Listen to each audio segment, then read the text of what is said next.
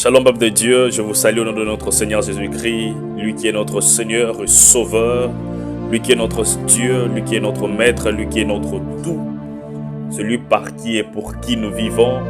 Que toute la gloire et l'honneur lui reviennent à lui qui a permis à ce que nous soyons réunis encore en ce jour sur cette plateforme afin de pouvoir partager la parole. Voilà, aujourd'hui le Seigneur nous a permis de pouvoir vous parler d'une thématique intitulée de la prière à l'exaucement. De la prière à l'exaucement. J'aimerais aller vite, j'aimerais que nous puissions déjà ouvrir nos Bibles. J'ai deux textes à nous proposer ce soir. Le premier c'est Jérémie chapitre 29 verset 12 et le deuxième c'est Cantique des Cantiques chapitre 3 verset 7 à 10. Vous savez, les livres de Cantique des Cantiques est un livre un peu très compliqué et alors plusieurs prédicateurs ne l'utilisent pas dans leurs sermons. Par la grâce de Dieu, aujourd'hui on va parler de ça. On commence par le premier texte, un texte que j'aime énormément. J'aimerais que nous commencions même au verset 11, verset 11 et verset 12. La Bible déclare, il est écrit au verset 11, « Car je connais le projet que j'ai formé pour vous, dit l'Éternel, projet de paix et non de malheur, afin de vous donner un avenir et de l'espérance. » Au verset 12, il dit, « Vous m'invoquerez et vous partirez, vous me prierez et je vous exaucerai. » Je répète, « Vous m'invoquerez et vous partirez, vous me prierez et je vous exaucerai. » Je prie l'Éternel Dieu, le Dieu de la Bible, le Dieu de mes pères, je prie, je décrète et déclare que le Dieu de cieux puisse vous exaucer. Alléluia. Je priais que le Dieu de cieux puisse vous exaucer. Que vos prières ne soient pas vaines. Oui, que vos prières ne soient pas vaines, mais que vos prières reçoivent leur exaucement au nom de Jésus-Christ. De la prière à l'exaucement. Le deuxième texte, nous sommes dans les livres de Cantique des Cantiques. Je suis en train de chercher les livres. Cantique des Cantiques, chapitre 3, versets 7 à 10. Cantique des Cantiques, chapitre 3, versets 7 à 10. La Bible est en train de dire, « Voici la litière de Salomon, et autour d'elle 60 vaillants hommes, des plus vaillants d'Israël. Tous sont armés de l'épée, sont exercés au combat. Chacun porte l'épée sur sa hanche, en vue des alarmes nocturnes. Le roi Salomon s'est fait une litière de bois du Liban.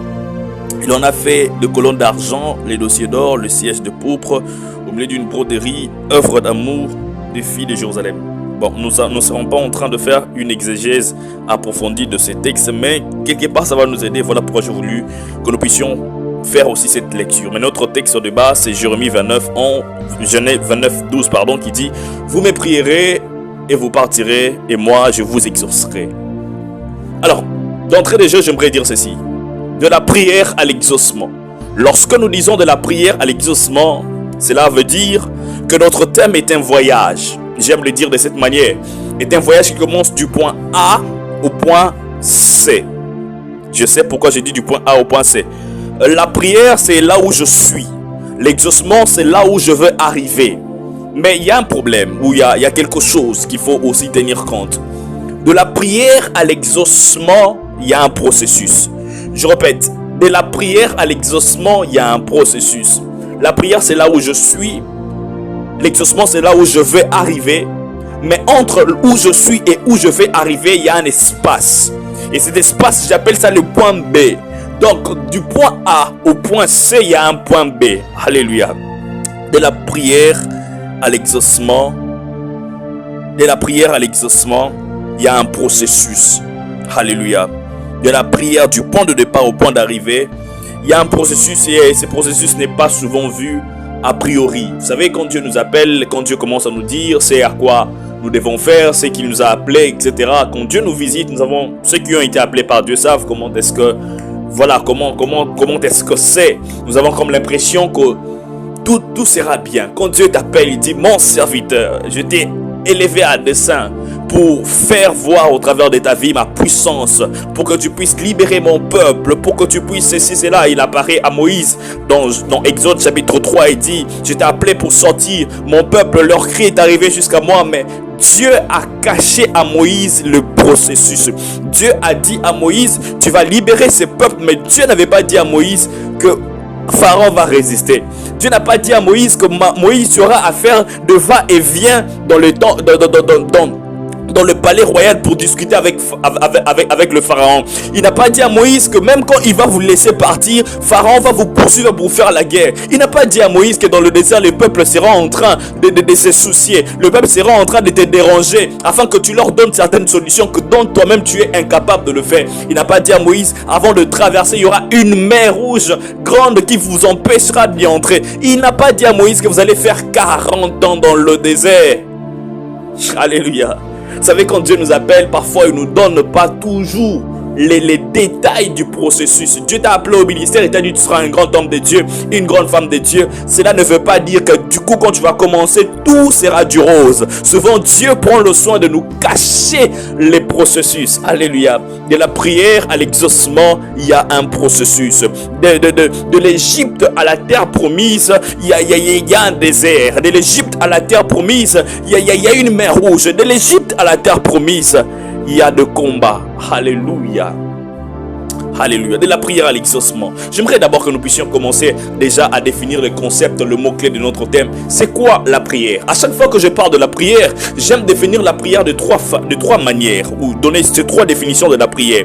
La première des choses que j'ai l'habitude de dire quand je parle de la prière, c'est sur le plan expérimental. Mon expérience avec le Seigneur m'a aidé à comprendre que premièrement, la prière, c'est parler à Dieu. Lorsque nous parlons de la prière, nous parlons de l'homme. Nous voyons un homme qui prend la décision de parler à Dieu. Le fait que l'homme élève la voix à une divinité, cela est appelé prière. Donc quand tu parles à Dieu, tu fais une prière. Mais la prière n'est pas simplement parler à Dieu. La prière, c'est aussi écouter Dieu. Alléluia. Oui, j'aime dire ça. La prière, c'est aussi écouter Dieu. Parce qu'il arrive des fois dans l'intimité, dans la relation avec le Seigneur. Moi, il m'est arrivé à plusieurs reprises. Je pris la décision d'aller prier. Je dis, je vais en prière, je veux prier. Mais une fois arrivé dans la présence de Dieu, je sens dans mon esprit que je devais me taire pour simplement écouter la voix du Seigneur. Il m'est arrivé à plusieurs reprises, je suis à genoux dans l'intention de prier, mais je sens dans mon cœur que je dois m'aider. Je dois simplement me concentrer dans sa présence. Je dois simplement être dans sa présence. Je dois simplement écouter les sons de sa voix. Cette voix qui monte dans mon cœur, cette voix qui monte dans mes pensées, cette voix de Dieu qui me parle même dans mon oreille de manière audible. Ça aussi, c'est une prière. Je n'ai rien dit, mais j'ai été en prière. Et quand je vais ressortir, on me demande, tu étais où? Je disais non, j'étais en prière. Oui, j'étais en prière, mais je n'ai rien dit. Alléluia. Je vais ouvrir une parenthèse pour dire, plusieurs personnes aujourd'hui n'écoutent pas Dieu simplement parce que ils ne vont pas avec une prédisposition d'écoute. Mais pour eux, lorsqu'on parle de la prière, c'est simplement parler. Voilà pourquoi quand ils n'écoutent pas la voix de Dieu. Alléluia. Souvent aussi, quand tu vas dans la présence de Dieu, apprends à te taire afin que Dieu te parle. Car si tu ne te tais pas, Dieu ne parlera pas. Je répète, si tu ne te tais pas, Dieu ne parlera pas. Il faut apprendre à se taire aussi dans la présence du Seigneur afin d'écouter les sons de sa voix. Car Dieu a besoin de te parler pour ton instruction. Alléluia. La troisième des choses, ou la troisième définition que j'aime donner de la prière, je dis toujours que la prière, c'est parler avec Dieu. Quand j'utilise la préposition avec, ça veut dire qu'il s'agit ici d'une conversation. La prière, c'est parler avec Dieu. La prière, c'est parler avec Dieu. Je parle, Dieu parle, nous conversons. Il me dit quelque chose, je lui réponds. Comme il dit comme la Bible est en train de dire que Dieu dit dans sa parole qu'il parle à Moïse face à face comme un homme parle à son ami. Ça, c'est une dimension d'intimité profonde entre le divin et l'humain. La dimension de parler avec Dieu. La troisième définition de la prière. Alors, c'est quoi exaucer? C'est quoi exaucer? C'est quoi l'exaucement? C'est quoi exaucer? Lorsqu'on parle de l'exaucement, on veut simplement parler de l'accomplissement ou la réalisation de la chose souhaitée dans une prière, ou c'est l'accomplissement ou la réalisation de la chose souhaitée ou d'une prière. C'est-à-dire, j'avais un besoin, j'avais un souci, j'ai parlé à Dieu et Dieu m'a exaucé. Alléluia. Dieu a exaucé ma prière, Dieu a écouté les sons de ma voix et Dieu m'a répondu. Si vous ne voulez pas croire, je vais faire appel à un homme qui s'appelle Jonas. Il est en train de dire pendant que j'étais pendant que la mer m'avait submergé, j'ai crié à l'Éternel et il est venu à mon secours. Dans le livre de Jonas, vous allez lire ça. Alléluia. Jonas avait prié Dieu pendant qu'il était dans le ventre du poisson, pendant qu'il était en bas de la mer, il était dans la mer. Il dit, la mer m'avait submergé au point de m'ôter la vie. J'ai crié à l'Éternel. Il a crié à l'Éternel, c'est-à-dire il a prié l'Éternel et Dieu l'a exaucé. Alléluia, en lui sortant de là. Alléluia. La prière et l'exaucement. Deux choses à savoir sur la prière et l'exaucement. La première des choses, c'est une vérité. La deuxième des choses, c'est une réalité. La première des choses, la vérité est que la volonté de Dieu, la volonté parfaite de Dieu est d'exaucer la prière de ses enfants. Je répète, la volonté parfaite de Dieu est d'exaucer la prière de ses enfants. Matthieu 7, la Bible est en train de dire, demandez et il vous sera accordé. Alléluia.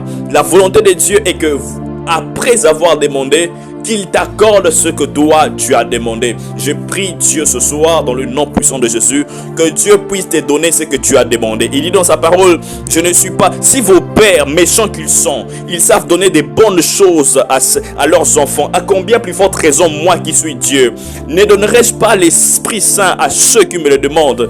Il dit, je ne suis pas quelqu'un qui est capable de donner de la pierre à la place du pain. Non, je donne le pain à la place de, je donne le pain à mes enfants quand mes enfants me demandent le pain. Je ne peux pas donner les serpents à la place du poisson. Je donnerai les poissons à mes enfants. Alléluia.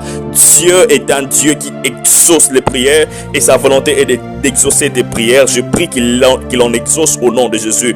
Jérémie 29, 12, la Bible est en train de dire, comme nous avons lu au départ, il dit, vous me prierez, vous partirez. Vous allez me prier, vous allez même partir, vous allez même oublier. Parfois même vous allez oublier ce que vous avez demandé. Mais moi, Dieu, je garde en mémoire la prière faite par mes enfants. Et moi, Dieu, je vous exaucerai. J'aimerais dire à quelqu'un qui est en train de m'écouter ce soir, Dieu garde encore en mémoire la prière que tu l'as faite.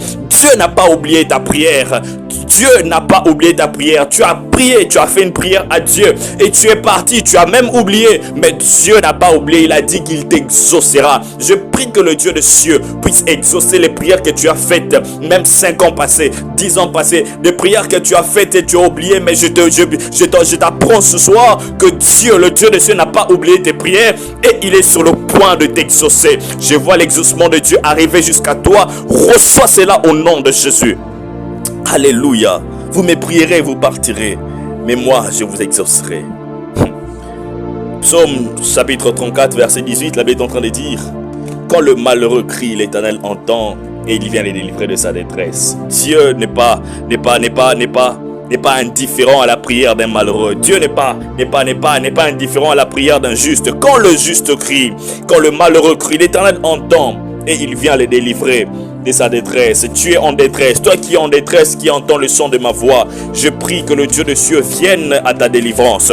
Je prie que le Dieu de cieux vienne te délivrer dans le nom puissant de Jésus-Christ. Toi qui as de problèmes, qui n'a pas de solution, toi qui es malade, je prie le Seigneur Dieu, le Dieu des cieux, le Dieu de la Bible. Il a dit, vous me prierez et quand il a dit, vous me prierez, je vous exaucerai. Il a dit, quand le malheureux crie et moi j'entends, je viens les délivrer de sa détresse. Je vois Dieu venir jusqu'à toi au nom de Jésus et te sortir de cette maladie. Je vois la main de Dieu se localiser dans la chambre à laquelle tu te tiens maintenant, où tu es en train d'écouter ce message. Je prie dans le nom puissant de Jésus, pendant que je suis en train de parler, que tu ressentes un toucher de Dieu qui te guérira complètement de ta maladie. Reçois cela au nom de Jésus-Christ. Que Dieu t'exauce. Alléluia.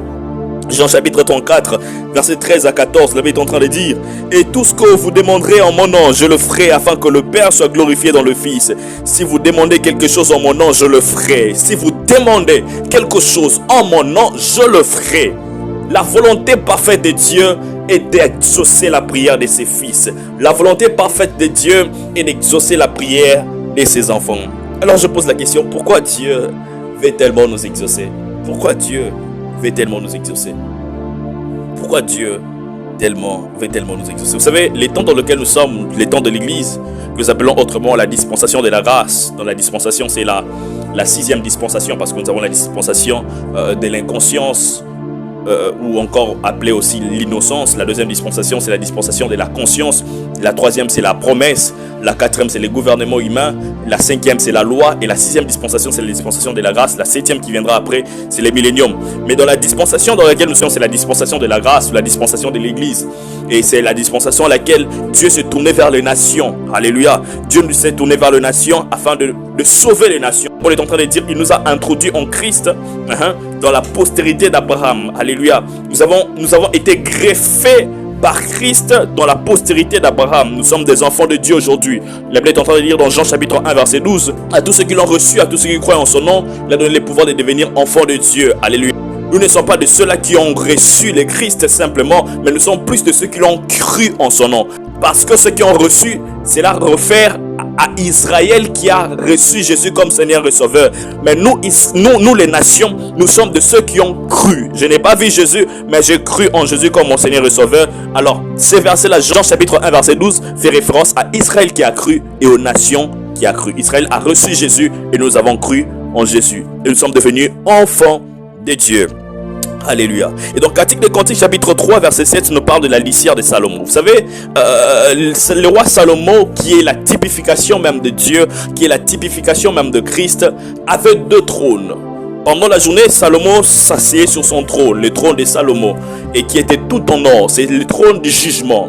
Pendant la journée, Salomon était sur son trône où il jugeait le problème du peuple. Vous connaissez l'histoire de deux femmes. Une qui était dormie sur son fils et l'autre qui est en train de discuter avec elle, disant que non, c'est mon enfant. Non, l'autre là, c'est mon enfant, etc. Ils sont allés devant le trône de Salomon afin que Salomon puisse lui rendre justice. Parce que le trône de Salomon, là où il s'asseyait, c'était le trône où il jugeait le problème du peuple. Alléluia. Et là, c'était pendant la journée. Mais les soirs, la nuit, la Bible est en train de dire, Salomon quittait le trône pour monter dans sa litière. Dans la litière en lingala on dit kipoi. C'est aussi une forme de trône, mais c'est ce trône-là portatif, ambulant. Alors la Bible est en train de dire que Salomon, pendant la nuit, il prenait 60 vaillants hommes, 60 vaillants soldats, qui portaient sa litière sur leurs épaules. À la main gauche, il touchait l'épée, mais sur leurs épaules droites, il portait la litière de Salomon. C'était 60 vaillants hommes. Et pourquoi cela? Parce que, si vous lisez le livre des Cantiques, pendant la nuit, Salomon allait chez sa femme qu'on appelle la Sunamite. Il allait rendre visite à sa femme. Alors pour ça, il devait quitter le trône du palais royal, qui est le trône de jugement, pour monter dans le trône de la litière, qui est le trône de la grâce. Pourquoi? Parce qu'il doit quitter le palais royal pour aller voir son épouse. Ces deux phases de Salomon nous parlent de Dieu. La première dimension, c'est la dimension où Salomon est sur son trône de jugement pendant la journée. Alléluia. Pendant le temps où le soleil est fort, Salomon est sur son trône de jugement afin de juger le problème du peuple. Et cela nous parle du temps de la loi, le temps où Dieu était comme un juge. Pendant que le soleil était fort, Dieu était sur son trône, était comme un juge. Là, c'est la cinquième dispensation. Mais la Bible est en train de dire quand il sera soir, le Salomon qui était sur son trône doit chercher une litière. Il se mettra sous la litière la nuit et non pas la journée pour aller voir son épouse. Alléluia, qui est la Sunamite. Dans la Révélation, la Sunamite est l'image de l'église. Alors Salomon doit quitter le trône de jugement pour monter dans le trône de la grâce qui est la litière au temps du soir qui est le temps de la grâce afin d'aller visiter son épouse qui est son église. Alléluia. Le temps dans lequel nous sommes au temps du soir, nous sommes au temps de la nuit où Salomon a quitté le trône de jugement. Oh mon Dieu, le Salomon qui est aujourd'hui n'est pas un Salomon qui juge, mais c'est un Salomon qui accorde sa grâce à son épouse. Nous sommes dans un temps et dans une dispensation. Dieu n'est pas comme un juge, mais Dieu est comme un époux qui fait grâce à son épouse. Dieu est un époux qui fait grâce à son épouse. En ce moment, si nous sommes avec le véritable Salomon, qui est le Christ, alors puisque Salomon est avec nous, la volonté parfaite de notre Salomon, c'est de nous accorder l'exaucement. Puisque Salomon a quitté son trône, notre Seigneur Jésus-Christ a quitté son trône. Aujourd'hui, il habite avec nous, l'église. Il est là pour nous exaucer. Il est là pour nous accorder ce que notre cœur désire. Je prie pour toi qui était en manque. Peu importe la chose que tu cherchais, puisque nous sommes avec notre Salomon avec nous, puisque le Christ est avec nous, il a dit à ses disciples, allez faire de toutes les nations les disciples, et moi je serai avec vous jusqu'à la fin du monde. Nous avons notre Salomon, il sera avec nous jusqu'au temps de l'enlèvement, jusqu'à je prie, je décrète et déclare que Dieu t'accorde ce que tu désires, que Dieu t'accorde ce que tu as longtemps cherché. Je ne sais pas moi ce que tu as besoin que Dieu fasse pour toi, je ne sais pas moi ce qui te dérange depuis longtemps, mais je décrète et déclare que Dieu exauce ta prière. Je décrète et déclare que Dieu exauce que Dieu exauce ta prière dans le nom puissant de Jésus-Christ. Alléluia. Nous avons notre Salomon avec nous. Nous avons le Christ avec nous. Peu importe ce que nous allons demander, il sera avec nous, parce que c'est lui notre véritable Salomon. C'est ça la vérité. La vérité est que Dieu veut nous exaucer. La vérité est que Dieu veut nous exaucer. Mais il y a aussi une réalité. La vérité est que nous avons notre Salomon, nous avons notre Christ avec nous. Mais la réalité est que toute prière n'est pas toujours exaucée. La volonté de Dieu, c'est de nous exaucer. Là, c'est la vérité, ce qui est vrai. Mais la réalité est que dans la vraie vie comme ça, ce n'est pas toutes les prières qui sont exaucées. Il y a des prières où tu pries même Dieu, mais tu as comme l'impression que Dieu ne t'écoute pas. Même nous, hommes de Dieu, ça nous arrive, ce n'est pas forcément pour le fidèle. Même nous, pasteurs, apôtres, prophètes, évangélistes, docteurs, il nous arrive aussi de faire des prières qui ne sont pas exaucées. Pourquoi? 3 raisons sont à considérer. La première de raison, c'est Dieu lui-même. Parfois, Dieu lui-même est la cause du manque d'exaucement à une prière. Vous allez me dire, homme de Dieu, c'est contradictoire. Vous avez dit que la volonté de Dieu, c'est de nous exaucer. Mais comment est-ce que lui-même peut être encore une barrière pour l'exaucement de ma prière, etc. Pourquoi? Qu'est-ce qui arrive?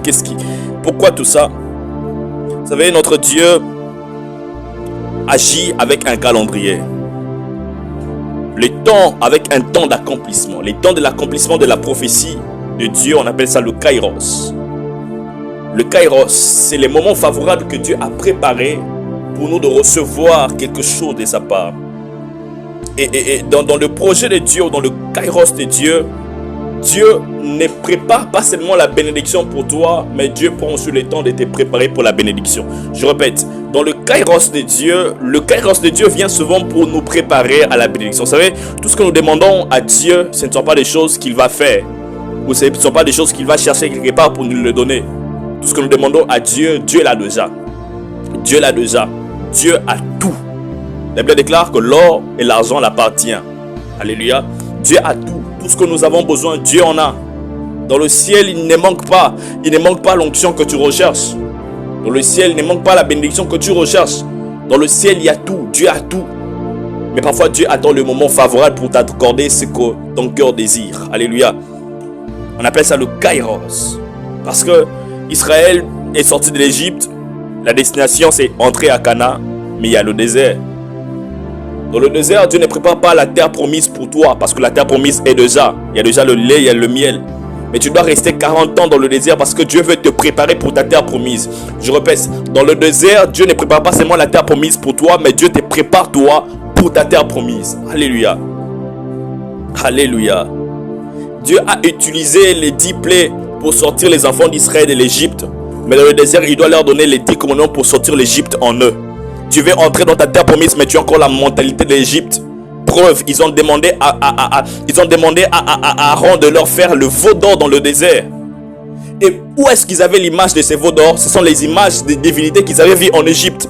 Tu veux entrer dans la terre promise, mais tu as encore les mentalités de l'Égypte. C'est impossible. Alors Dieu permettra à ce que tu demeures dans le désert jusqu'à ce qu'il va te réinitialiser complètement pour que tu sois maintenant éligible à entrer dans ta terre promise. Je prie Dieu ce soir que toute chose qui t'empêche d'entrer dans ta terre promise, que toute idée, que toute mentalité erronée qui t'empêche de recevoir ta bénédiction soit réinitialisée par Dieu au nom de Jésus. Que Dieu puisse changer ta mentalité, oh mon Dieu. Que Dieu puisse t'accorder une mentalité qui équivaut à la dimension à laquelle tu attends. Je prie que Dieu au Ravanos que péridéclat reçoit cela au nom de Jésus-Christ. Alléluia. Dieu prend le temps de te préparer. La deuxième dimension, ou le deuxième agent du manque d'exaucement de nos prières, c'est aussi le diable. Alléluia. Oui, le diable peut être un agent ou quelqu'un qui empêche à ce que ta bénédiction vienne jusqu'à toi. Alléluia. Il est en train de dire, nous n'avons pas à lutter contre la chair et le sang, mais contre les principautés, les dominations et ces princes du royaume de ténèbres. Le diable est un grand agent et il se bat chaque jour afin de nous empêcher de recevoir ce que Dieu veut nous donner. Alléluia. Le diable parfois cherche nos prophéties et pour prendre son accomplissement. Les cas de Daniel, dans les chapitres 9 et chapitre 10, il est en train de dire que le temps de la captivité des enfants d'Israël était de 70 ans, selon le livre de Jérémie. Je crois bien au chapitre 25. Daniel lit dans les livres et s'est rendu compte que le temps qui était fixé pour leur esclavagisme, pour leur captivité, est sur le point de finir. Mais ils n'ont pas toujours une issue de sortie. Ils ne savent pas comment est-ce que nous allons sortir. Daniel a commencé à prier Dieu, le premier, le deuxième, le troisième, le quatrième, jusqu'au 21e jour où l'ange apparaît. Et l'ange vient dire à Daniel, depuis les premiers jours où tu as commencé à prier, une parole a été sortie de la présence de Dieu. Dieu t'a envoyé depuis le premier jour. Mais Gabriel, tu as été envoyé depuis le premier jour, mais comment tu viens le 21e jour? Il explique à Daniel pour dire, pendant que je descendais, quand j'ai quitté le cieux de Dieu, je suis arrivé au cieux spirituel. Je me suis rendu compte que j'étais entouré par le prince de Perse et ils m'ont fait la guerre. Et Dieu a envoyé un renfort qui est Michael, qui est venu me libérer. Et alors je dois retourner pour combattre avec lui. Alléluia. Gabriel a déjà été envoyé par Dieu, mais il arrive le 21e jour. Pourquoi? Parce que dans l'atmosphère, le diable n'avait pas voulu à ce que les enfants d'Israël puissent recevoir leur délivrance. Il a combattu leur bénédiction. Je prie Dieu ce soir, dans le nom de Jésus. Quiconque s'élèvera pour combattre ta bénédiction mourra dans le nom de Jésus. Je ne sais pas moi qui s'élève contre ta bénédiction. Je ne sais pas moi qui est cette tante, qui est cet oncle, qui est ce grand-père de ta famille, de ton père ou de la famille de ta mère. Je ne sais pas moi qui il est. Si c'est votre chef de quartier, je ne sais pas moi, mais je décrète et déclare que cette personnalité tombe au nom puissant de Jésus. Ta bénédiction ne sera plus enfermée par le diable au nom de Jésus. Ta bénédiction ne sera plus emprisonnée par les démons et les sorciers dans le nom de Jésus. Quiconque touchera à ta bénédiction mourra avant toi. Car il est écrit, tu ne laisseras pas vivre la sorcière. Tout sorcier qui cherche à ensorceler ta vie, je commande dans le nom puissant de Jésus, je décrète et déclare qu'il meurt, il tombe et il expire au nom de Jésus. Alléluia. Voilà, il est aussi important par discernement de faire des combats spirituels. La prière de combat spirituel est aussi importante. Alléluia. Parfois, il est important de s'élever aussi contre quiconque s'élève contre toi. Le troisième agent qui favorise le non-exaucement de la prière de plusieurs enfants de Dieu, c'est l'homme. C'est la personne elle-même. Ah oui, c'est la personne elle-même. Et souvent, c'est par le manque de respect des principes spirituels liés à l'exaucement. Vous savez, la spiritualité est un monde de principes, est un monde de lois et de règles. Nous sommes chrétiens, oui, nous parlons de la foi, nous parlons de la grâce, oui, c'est bien. Mais il ne faut pas oublier que la foi, elle est spirituelle. La grâce, elle est spirituelle. Et l'univers de la spiritualité n'est pas un monde de la gratuité. Alléluia. Dans la spiritualité, chaque chose a un prix. L'exaucement a un prix. La Bible dit, nous sommes sauvés par grâce au moyen de la foi. La grâce est une faveur imméritée, mais il y a un moyen pour recevoir cette faveur imméritée qui est la foi. Alléluia. Donc, la foi est la monnaie qui achète la grâce de Dieu. Oh mon Dieu. La grâce est déjà imméritée, mais pour l'acheter, il faut avoir la monnaie qu'on appelle la foi. Parce que la spiritualité n'est pas un monde de la gratuité, c'est un monde de mérite. Alléluia. Prochainement, on va en parler à la deuxième partie de cet enseignement parce que le temps qui nous a été imparti touche déjà à sa fin. Je crois bien on va se retrouver pour la deuxième partie de cet enseignement. Nous allons parler de quelques exigences liées à l'exaucement. Qu'est-ce qu'il faut faire pour être exaucé? Quelles sont les choses qu'il faut faire pour avoir l'exaucement de ces prières? On se retrouve à la deuxième partie. Je prie pour vous. Père éternel de gloire, je prie pour ce peuple qui m'a écouté. Merci pour leur vie. Merci pour leur vie spirituelle. Merci pour ce message qui est venu booster notre foi, qui est venu motiver notre vie de prière. Père éternel de gloire, afin que nous ne fassions pas seulement des prières, mais des prières qui seront exaucées. Père éternel de gloire, je prie Seigneur, que toute prière qui a été faite, toute déclaration prophétique qui a été libérée, toute prophétie qui a été libérée pendant cet enseignement, je prie que cela trouve leur accomplissement dans la vie de tes enfants, dans le nom puissant de Jésus. Quiconque dit Amen à cette parole, que cela s'attache à sa vie au nom de Jésus. Je prie que le Dieu des cieux puisse exaucer les prières que tu as faites, qui n'ont jamais été exaucées jusque-là. Je prie qu'au travers de cet enseignement et au son de ma voix, que l'exaucement vienne jusqu'à toi dans le nom de Jésus. Toi qui attendais le mariage, reçois le mariage au nom de Jésus. Toi qui attendais l'argent, reçois l'argent. Toi qui attendais le travail, tu as déposé ton CV mais tu n'as pas été reçu. Je déclare que tu seras appelé et tu seras affecté à ce travail au nom de Jésus-Christ. C'est que tu as longtemps demandé à Dieu, par la prière, par le jeûne, par le sacrifice, par le service. Je prie que Dieu t'accorde cela au nom de Jésus-Christ. Père, tu es un Dieu qui exauce. Et merci d'exaucer tes enfants. Merci d'exaucer ton peuple. Merci de le faire. Dans le nom de Jésus, j'ai ainsi prié. Que Dieu vous bénisse abondamment. Merci de nous avoir suivis. On se retrouve à la prochaine pour la deuxième partie de cet enseignement, comme je disais tantôt. Partagez à vos amis, partagez aux membres de vos familles, à vos collègues. Partagez cette vidéo à un grand nombre de personnes. Laissez-nous vos likes, laissez-nous vos commentaires. Laissez-nous vos commentaires. Et vous pouvez même, si vous sentez dans votre esprit que vous devez s'aimer sur cette parole, que vous devez bénir l'homme de Dieu qui vous a enseigné, qui vous a prêché la parole, sceller le message, vous faites bien. Alors vous pouvez me contacter au plus 244 934 84 94 47. Je répète, le plus 244 934 84 94 47. Vous pouvez m'appeler pour donner votre offrande. Vous pouvez aussi m'appeler pour donner vos sujets de prière pour un problème, un cas particulier. Vous avez besoin de prière, contactez-moi. Nous aurons le temps de prier, moi et mon équipe Rakren Ministry, afin de pouvoir nous serons en train de prier en votre faveur. Si vous voulez rejoindre aussi notre équipe Rakren Ministry, nous avons prière chaque dimanche à 21h heure de Kinshasa, 22h heure de Paris. Nous avons prière chaque dimanche. Donc